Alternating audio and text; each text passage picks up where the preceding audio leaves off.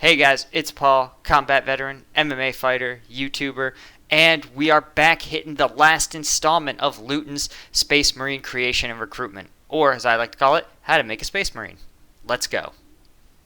Increasing the regrowth of tissue, bone and muscle. This is a short-term use organ and requires time to recharge after using. Okay, so they're Now, if this incredibly harrowing physical conversion is successful, the neophyte or initiate will have completed the arguably most challenging part of his transformation. However, during these changes they will still be undergoing some of the most challenging training and assessment regimes humanity had ever known. Psychological and physical conditioning, subconscious therapy and endless live battle training sessions. Their senses and mental ability. Okay, so here's my thoughts on this. On one hand, if you're going to install, I'm going to use the word install, if you're going to grow or create entirely new sensory organs, you would absolutely have to do some psychological or like neurological training in order to get the brain used to receiving and understanding those signals, right? But engaging in a bunch of live battle training with someone who is post-operative seems sort of ridiculous, over the top. I think about MMA fighters, right, who have shoulder surgeries or knee surgeries, and we're talking about like an ACL replacement, right? Relatively routine stuff. Even they spend 6 months just rehabbing their injury to the point where they can do sport-specific training again. And it is extremely hard for human beings to recover from these sort of surgical procedures. And again, maybe in the 41st millennium, they have the ability to just enhance or hand wave the surgery recovery process. But again, I really kind of doubt it based on just the scale that it's happening. But again, who knows? If they say that apothecaries can stitch together any human being from any wound, maybe it's not a big deal. They stick you with a new sensory organ, zap you with the magic healing ray, and the next day they are having you sword fight another aspirant. Who knows? It seems crazy. It seems wild and ridiculous to me. It doesn't really jive with what we know about human biology in the modern era, but who am I to say? These far exceed ordinary humans by the end of this process. Their mental toughness is beyond measure, and an Astartes will essentially ignore pain and environmental conditions. An Astartes will assault enemies who, to simply look upon, would make an ordinary human suffer a complete mental break. Many, through endless conditioning, will develop photographic memories. Much of this round-the-clock therapy will also neutralize any latent character flaws and create stable, highly single-minded warriors. So that is sort of interesting, is the theory that through enough and long enough social conditioning, you could purge out character flaws. And from what we've seen of what current modern science understands about human beings and their brains, is that that's not really true.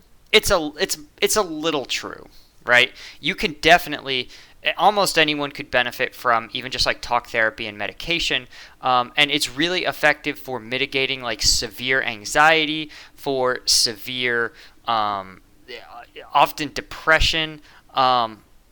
But these are sort of, even things like personality disorders, sometimes you can benefit quite a bit, supposedly, from talk therapy and medication. But we don't really have a lot of scientific data on optimization, right? We know that when someone has something wrong with their brain or their psyche, like something fundamentally wrong, we have a lot of techniques to kind of push it back up towards what we generally consider normal, functional. But in order to take a regular person and make them super functional, we have almost no data on how that could be done. Look around, right? The people who, there are, physicians, doctors, fields of medicine dedicated to making people with mental health conditions better, right? Again, within those like parameters of normalcy. But the only people trying to optimize human beings, make them more focused, more productive, more capable, are like charlatans on YouTube, or like TikTokers being like, drink a cold glass of water every morning to optimize your brain waves. And you're just like, this is the best we've got, Physically, the science of physical training really has only blown up in the past, I'm going to say like 20 years, as like a legitimate, like peer-reviewed, published in journals science. And frankly, it's changed the way, real science, applying the scientific method to physical training has changed the perspective of athletes all over the world. So I would be fascinated to see if something like that were to happen or were to be developed or really come into its own scientifically. Again, commenters, if you know of any like real world peer-reviewed like research on human performance optimization, like mental human performance optimization, man, let me know. And especially if there's some of it that's sort of inspired by or inspired the Astartes as a concept, I'd be fascinated. This endless mental and physical indoctrination will also teach and reinforce high respect for authority and to expertly carry out orders. With that said, it's important to remember that Space Marines are not mindless drones or clones. They are individuals, and while always following the rule of command, if a situation warrants it, they are entirely capable of disobeying orders if they believe it to be ultimately necessary. The consequences for this, though, could be, and usually are, potentially highly severe. At the end of the Yeah, it's always sort of interesting, and this is one of the, I'm going to say, flaws. The flaw isn't quite the right term, risk trade-offs that militaries make, right?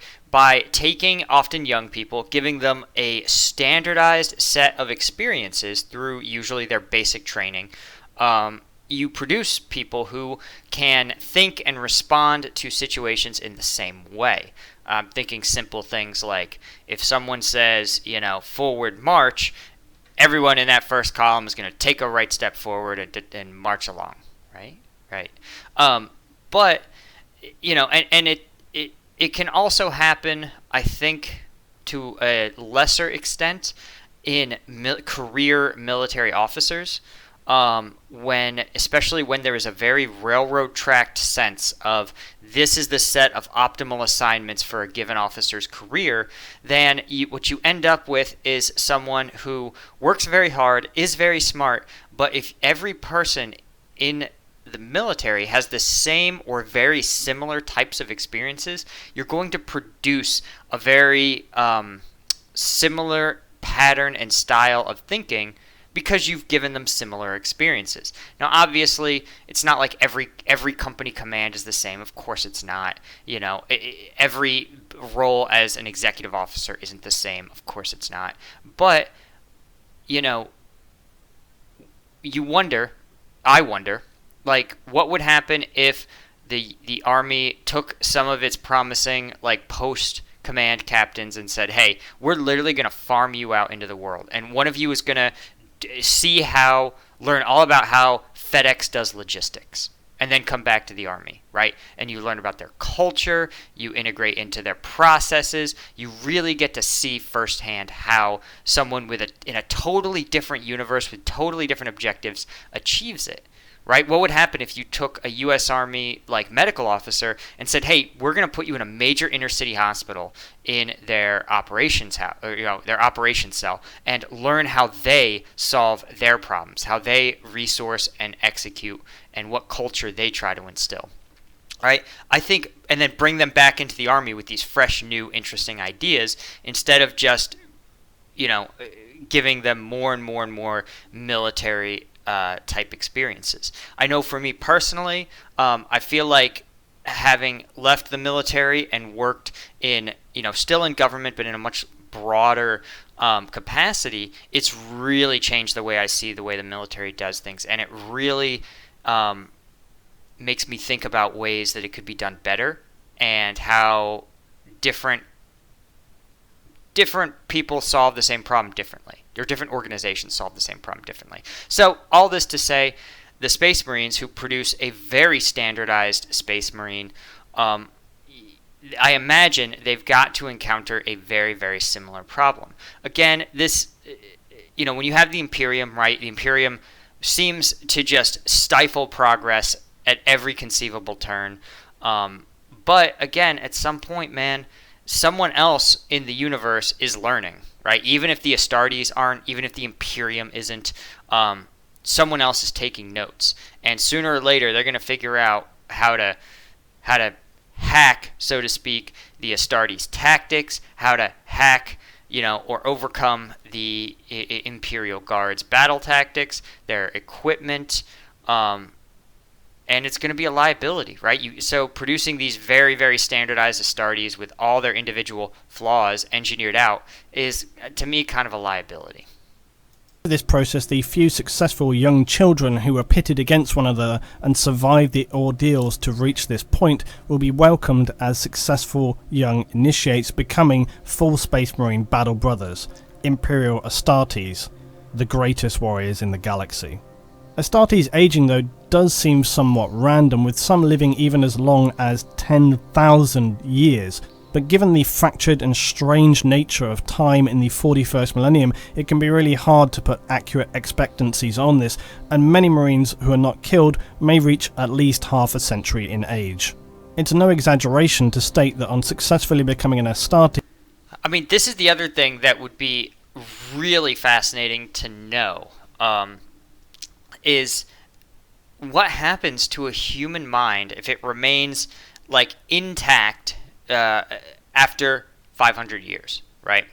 What we know is that, as the mind ages, right, it's not just a euphemism that you slow down, your ability to learn new things starts to diminish, your ability to sort of integrate new information into your heuristics diminishes, but you have much greater experience to draw on. So it's tough to say if human beings, if you were to extend their mind, the life of their mind at least, and were to ward off age-related decline, what would that look like, right? Would the human mind simply sort of freeze in place in the generation that it existed first, right? So, you get this worldview at it's sort of set by 45 through 75 years old, and that's the worldview you carry through, or is it something that would be mutable, right? In the way that 20-year-old Paul feels really naive and really sort of dumb to 30-something Paul, and surely 30-something Paul will feel even more naive looking back to 40-something Paul. Would that happen to a Space Marine? Would they look back at their 100-year-old self as a 250-year-old and go, "Oh my God, I thought I knew everything and I didn't know anything," Or again, what would happen to the human brain? This is like a weird thought experiment. These men would be far from what you would recognize as human. Their extended lives and nearly unbreakable bodies are truly no prize. Their lives from this point on are spent in the sole act of defending humanity and the Imperium of Man. Accepting that their lives will be lost in battle at some point in the future, probably in horrific circumstances, they'll never see anyone they had ever known in their lives again. Families, friends will die far before they even begin to think of such things. Space Marines are the protectors. Humanity in the 41st millennium stands on a precipice. We've known... Yeah, I'm going to say this, and this is something that is definitely featured in lore, is that it is really, really strange to think of a group of... They're not really people, man. They don't have human physiology. They don't have human biology. They are what we would now call transhuman or post-human, right? Something that a species, right, reproduces in ways that human beings that don't, right? We as humans don't have progenitor glands. We produce through some sort of sexual mitosis, or for some sort of sexual process, sometimes assisted, sometimes not. But it's just you're not a human being, right? You're bigger than a human being biologically is. You have a different anatomy than a human being has. You have a different psyche than a human being has. And so the idea that the defenders of humanity are not human beings is pretty fraught. And pretty strange given the fact that the Emperor himself seems dedicated to preserving humanity in its existent form, right? He, despite the fact that it would make confronting the forces of chaos vastly easier, the Emperor just seemed totally reticent to engineer human beings, right? If his goal is to exterminate religiosity, surely he would be able to uncover psychological conditioning that could do it, or even just altering the genes of humanity to be a little less emotional and much more rational. There's so many options that are out there. Even just the Adeptus Mechanicus, who have also tried to achieve this sort of post-human capability. The Emperor just seems absolutely refuses to do it for what he considers true, pure human beings. And maybe that's some sort of function of his sense of, like, is humanity defeated if it were to transcend its humanity? I don't know. These are the things that are above my pay grade as a YouTuber. Okay, let's finish this out. Many horrors, disasters, and catastrophes, the ending of many worlds, but the next millennia will be the most critical. Threats surround humanity, some still difficult to gauge just how severe and if we can resist them. Our hope is in the Astartes, and the Imperium of Man, and the Emperor. With the Primarch Robert Guilliman returned, there is a glimmer of hope in the darkness. Spooky.